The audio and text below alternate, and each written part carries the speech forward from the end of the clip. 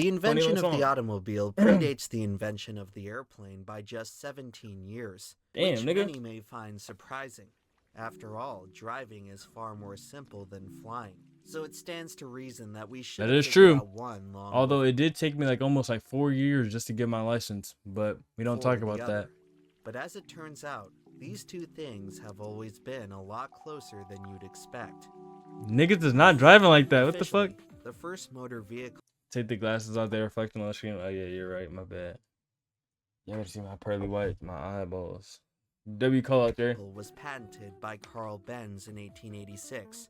It sold for the equivalent of $5,000 and at a top speed of 10 miles per hour. Nigga, that shit sold for $5,000. The fuck was that?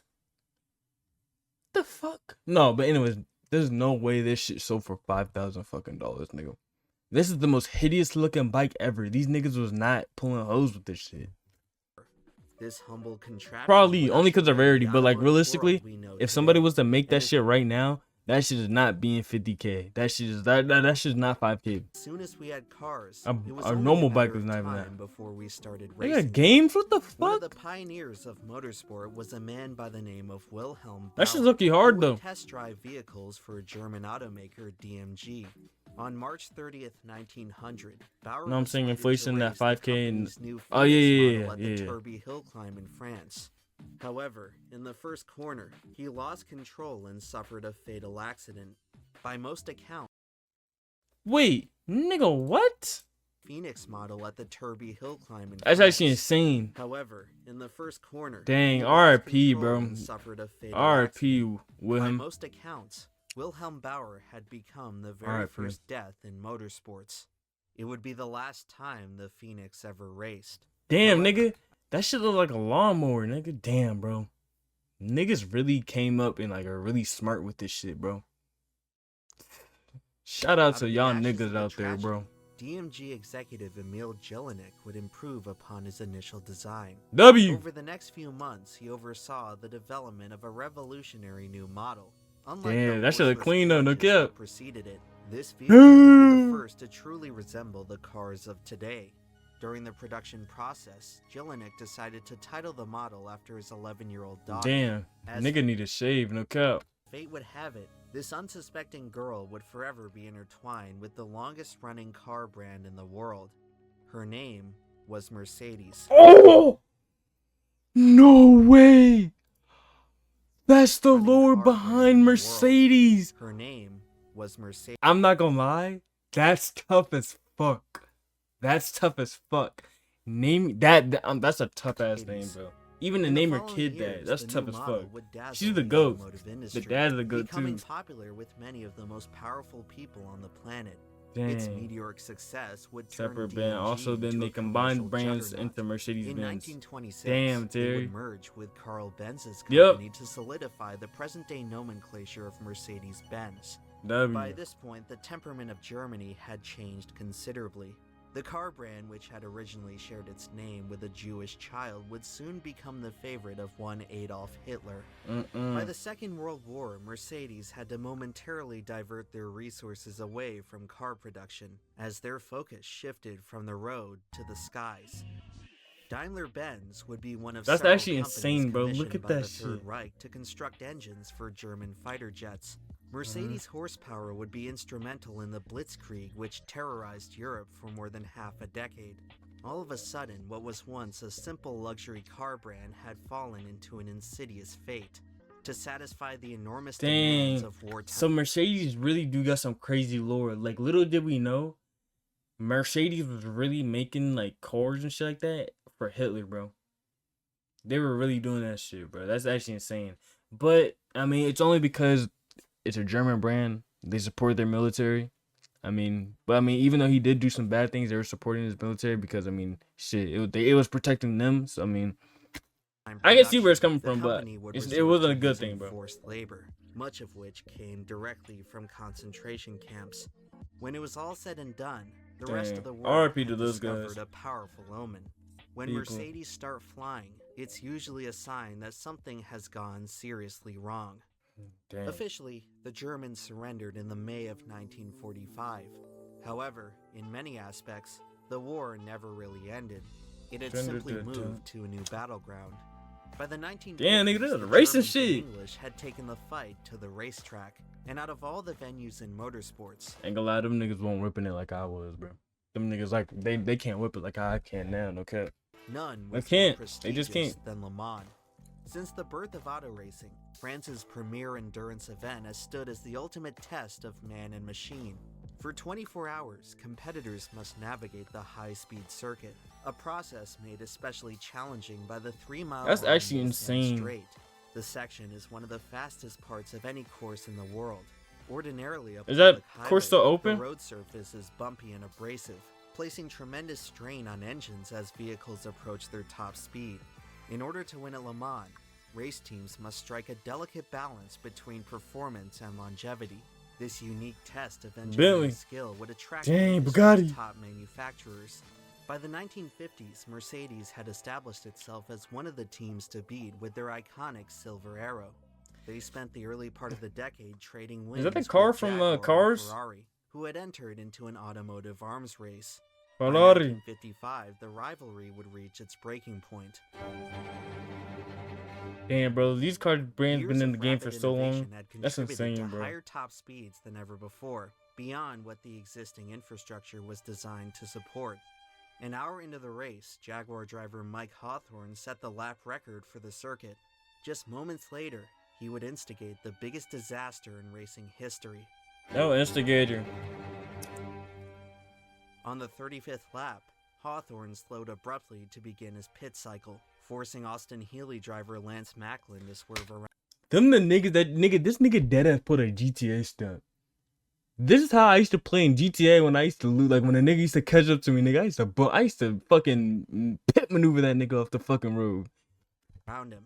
Nigga was playing dirty and shit. Mercedes driver Pierre Levay collided with Macklin, Damn. launching his vehicle airborne at over 120 miles per hour, directly into the crowd. And just like that, a Mercedes was flying again. Damn, this nigga's stupid. Why would you do that? In 1955, there was no fence protecting the grandstands at Le Mans. Debris from Levay's disintegrating car blasted the spectators at full force. In the blink of an eye, more than 80 people had perished. The world of motorsports had arrived at its Armageddon, and Mercedes found itself at ground zero. Unbelievably, the race was not stopped. Crews gradually cleaned up the track as drivers continued to blow past at full speed. By now, Levay's demolished car had burst into flames. The fire department was unable to extinguish the magnesium chassis, which just sat there, burning for hours. Lap after lap, Mercedes' remaining entry had to drive past the hellish remains of its mirror image. It's hard to say when exactly Europe moved on from the Second World War, but it was clear at this point that Germany's greatest manufacturer still had some sort of cosmic debt to pay. As night fell, Mercedes had taken the lead, and the gruesome details of the tragedy... I don't know, is it me or like this kind of aesthetic and just how like they all had black and white photos back then, like Loki is like scares the fuck out of me, bro. I don't know why, but it does. Began to emerge. But I fuck with it though. After hours of witnessing the same unnerving display, the team had seen enough. When the clock struck midnight, the race director decided not to tempt fate any further. Mercedes withdrew from the race, just 12 hours from victory. The decision effectively handed the win to Jaguar, as Mike Hawthorne, the driver who started I think I heard of that name before, I ain't gonna lie. Hoisted the trophy the next afternoon. The aftermath that followed would not be so joyous. The tragedy prompted an immediate ban on motorsports across most of Europe, some of which remained in place until just 2 years ago. Nigga, that's only because that bitch ass nigga was playing dirty and pit maneuvering niggas off the war. Disaster like it. Following months of government investigation, no one in particular could be found at fault. Hoping to appease that dude started the crash, killed 85 people, then hold a trophy hours later like nothing. I'm telling you, niggas did not give a fuck back then. If you killed a nigga, they cared, but they didn't care as much as they do now, bro. Like, that shit is stupid, nigga. Angered, Mercedes would not return to Le Mans for the foreseeable future. And as for Mike Hawthorne, the curse of that dark day would eventually catch up to him. Just 4 years later, He was fatally injured in a road Dang. accident, losing control of his Jaguar while attempting to pass a Mercedes. He thought it was a shit. As the years went on, Never go racing overboard. eventually returned. Le Mans received some much-needed safety improvements, and the cars that raced there went from looking like this to this. As Major our from them bitches understanding look of nice. aerodynamics improved, the speeds crept higher and higher. All the while, Mercedes watched from the sidelines. They saw numerous racing dynasties come and go, from Ferrari to Ford to the most dominant of all, Porsche. Maybe it was all that Porsche, glory that's from the a GOAT. national rival that That's enticed the them GOAT. to get back into the fight. Maybe it was a new generation of leadership who had forgotten the superstition of the past. Either way, Mercedes decided the time had come to return to Le Mans. They just couldn't stay away. This time, however, they Damn, them didn't bitches go was in looking alone. tough back then. Before committing to a full factory team, they would have to completely rebuild their in-house racing program. In the meantime, they partnered with Swiss constructor Sauber, who would compete Sauber. under the Mercedes banner. Their new model, the C8, was set to make its gallant debut at the 1985 running of Le Mans. Dang. Unfortunately, the new program got off to a rather... Damn, but like that's so crazy. Niggas like really are really smart and they just know like what the fuck to do, bro. These niggas are all these niggas are rich as fuck. They would be like billionaires by the time they are now. Shit. inauspicious start. Dang. That's scary, bro. I would never do this sport, I'm not gonna lie. It's a crazy dangerous sport, bro. 30 years later and nothing had Probably more changed. dangerous than The boxing, to be moment honest with you. Mercedes returned to Le Mans, Well, no, they it were is. once again sent airborne. Although this time, the circumstances of the incident were quite different. The front end gets light and over 140 and wants to lift off and fly to Hawaii. By the 1980s, race cars were beginning to reach unthinkable speeds, largely due to innovations in controlling downforce. As a car cuts through the air, the body That shit can be tough. sculpted in a way so that the resulting pressure sticks the car to the racing surface, increasing grip.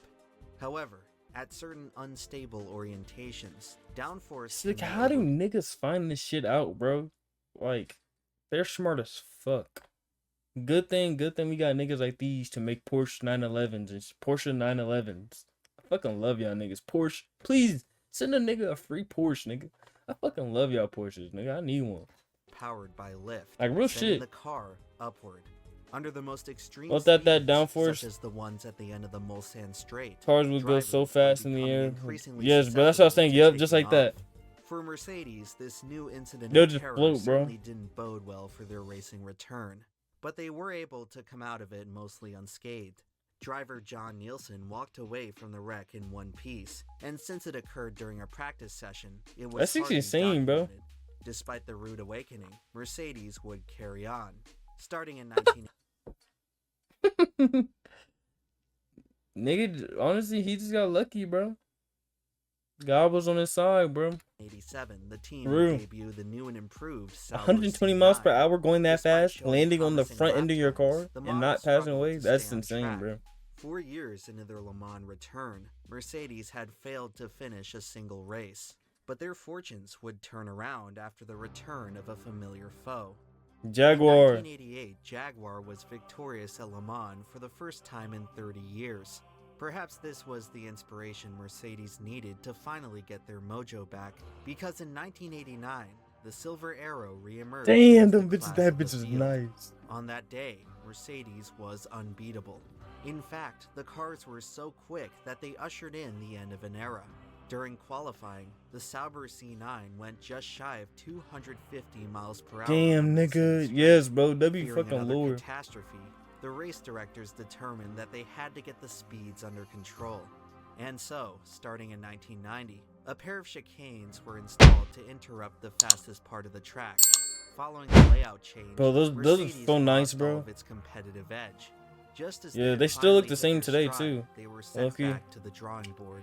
After several more years of lackluster performance, they withdrew from Le Mans once again to focus on other racing endeavors. This time, however, they wouldn't be gone for long. After finding success in the FIA GT Championship, Mercedes decided to give it one more shot. With the millennium soon approaching, the manufacturer was closing in on their 100th year of racing. And what better way to celebrate than by capping off the century with a victory at Le Mans? This F1 By racing. now, Mercedes were finally ready to field a genuine factory team so that the glory would be all theirs. Their first race back in 1998, they looked as if they hadn't skipped a beat by qualifying on pole. The triumph was short-lived, however, as both entries would retire from the race due to mechanical issues. But no matter, the cars had already proven they were fast enough. With a few tweaks, they should be able to... So Mercedes was really like from at one point it was Jaguar, but like nigga, Mercedes just took over the game, nigga. Now look at they shit, nigga. Them shits look better than all the other ones, nigga. Fuck all those damn cars. Mercedes on top. What the fuck? Mercedes is nice as fuck. In 1999, Crazy Mercedes is just as returned to yes, Le Mans bro. with That's the actually pinnacle of insane. engineering. The It's the name of his daughter, and nigga, it's a billion fucking dollar company, nigga. That's insane, bro. DLR, a machine Her name that is the billion-dollar represented company. 100 years of innovation. Just The herself car alone had is an worth $1 billion. unmistakable look. Its most iconic She didn't even feature build being shit. the familiar Mercedes Ban that nigga. stylization Ban on the him. front end. Ban him. Throughout the company's history Ban at him. Le Mans, no other entry had undergone more extensive preparation. After 20,000 miles of testing, no major problems could be found.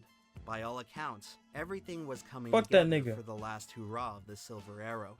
Entering the race weekend, Mercedes unveiled their holy trinity: 3 CLRs and 3 opportunities at making history. Over the Damn. next few days, Nigga the had team all would the hoes certainly after this rise damn to the race, ain't gonna occasion, cut. just not in the way they had envisioned.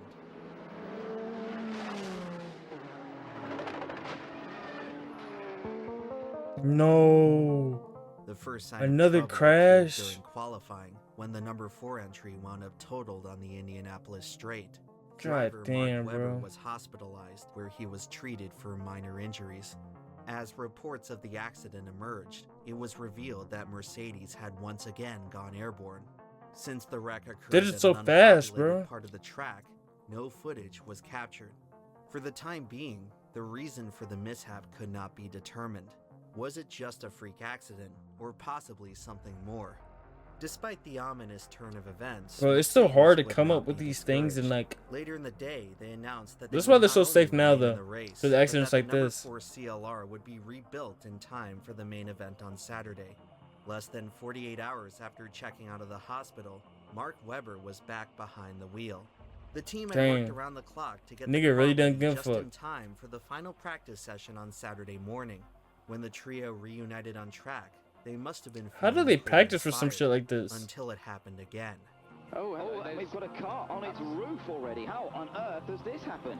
This is amazing. This happened Dead in ass. the qualifying sessions. This car flipped over in Literally, bro, qualifying, risking and people's it lives, looks as bro. though Exactly the same thing has happened again. How on earth? Damn, nigga. If it wasn't already, Niggas are Mercedes' airborne. little problem had now become known Like to dead the rest ass? of the world. What are you doing if you see, like, you're driving, right, nigga, and you see, like, a car, like, another fucking F1 car just over your fucking shit, nigga? What the fuck are you doing, nigga? That's scary as fuck. As television cameras Only caught a Mercedes wide has view of had Webber's that car problem lying on its is roof because they at the kept getting end of faster and Hamilton's faster, yes, straight, bro. And they didn't know how to the keep the 4 downforce CLR and shit had like that. taken off for a And it kept second time. flying. It was now clear She's that actually the insane. first accident was no fluke. There was a fundamental flaw with the aerodynamics of the CLR. As it turns out, the defect could be traced back to the car's That is nice stylish as front fuck. end. The nose of the vehicle was designed abnormally long. This excessive overhang allowed more leverage for the air to generate lift. Under extreme turbulence, so they had to such make as it entering the smaller. slipstream of another car, the balance of the CLR could be disrupted enough to send the whole I know, I thing do flying. too. Now, just a few hours until Looks the green cool. flag, Mercedes was in a state of pandemonium. With Webber's car destroyed once again, only 2 entries could continue to the race. But would it even make sense to let them? The machines were clearly hazardous, but could they really let an entire It really year of does effort help go them. to waste? Look how Perhaps fast the that shit contagion was goes. limited to the 4 car, and the other 2 had nothing to worry about, despite being manufactured to the same specifications. That's crazy that they even got that Ultimately, angle the to decision came picture, down to bro. the drivers. While Christophe Bouchy expressed concerns about the number 5 car, he was overruled by the others. That's After actually all, insane. It's a dream to race at Le Mans. But the thing about dreams is that no one is ever prepared when they turn into a nightmare. After some emergency modifications to increase downforce, the remaining CLRs rolled off the grid. As the afternoon went on, it was cautiously smooth sailing for the Mercedes. Busch's concerns appeared to be assuaged, as he made it to the first driver swap without incident. Replacing him in the 5 car was Peter Dumbreck, who would carry on into the evening. As dusk began to fall, Dumbreck had worked his way up to a battle for second with one of the Toyotas. Damn. When the pair entered the Indianapolis Niggas straight, was competing they for turned to oh my face the gosh, this is setting bright as sun. fuck. With the drivers momentarily blinded, the Mercedes drew ever so close to the back of the Toyota. The rest, as they say, is history.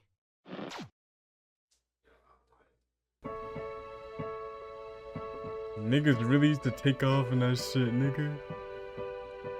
What the fuck? Yo! These niggas are wild. Some people only watch racing for the accidents, and while they're often chastised by the rest of the motorsport, I'm not gonna lie, nigga, you're sick if you're watching this shit only for the accident. That's actually fucking insane. You're sick. Why the fuck are you watching this shit just for the accident? You like seeing people get hurt? You're actually so fucking weird. community for missing the point. I sort of understand the appeal. While it's easy to write off this side of racing as mindless What was that carnage, bird doing? there's This nigga something ain't watching shit. spectacular Nigga just about trying to it get a pick at speaks that to us on fucking. a deeper level. Ooh. In sports, there are plenty of stories about glory, but the wisest lessons are often taught by catastrophic failure. In order to truly appreciate something for its greatness, you have to witness it at its most dysfunctional. In these rare moments, the That is accidents true. tell us more That than is the true. racing ever could. Oh! It has gone again! Oh, there it is. It's into the trees. Their ads, bro. Obviously the wrong decision to actually race. Damn, bro.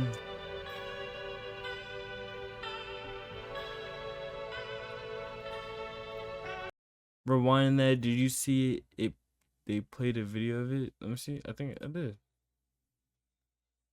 This Plenty of stories about glory, but the wisest lessons are often taught by shit was insane. That shit just catastrophic flew failure. right into the trees, In order bro. to truly appreciate something for its greatness, you have to witness it at its most dysfunctional.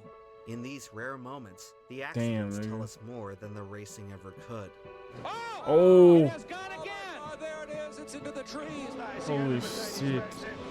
That's so scary, bro. To actually race.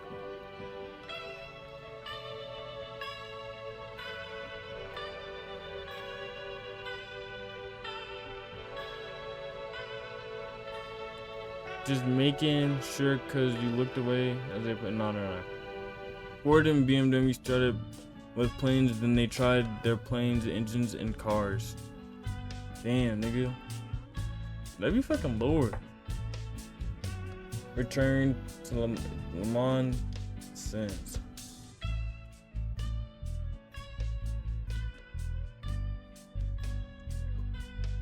That's actually insane, bro. Like, sports racing is actually a super scary thing, bro. Going really like fast like that, bro, and then like shit like that happening is like one of the scariest things ever, bro.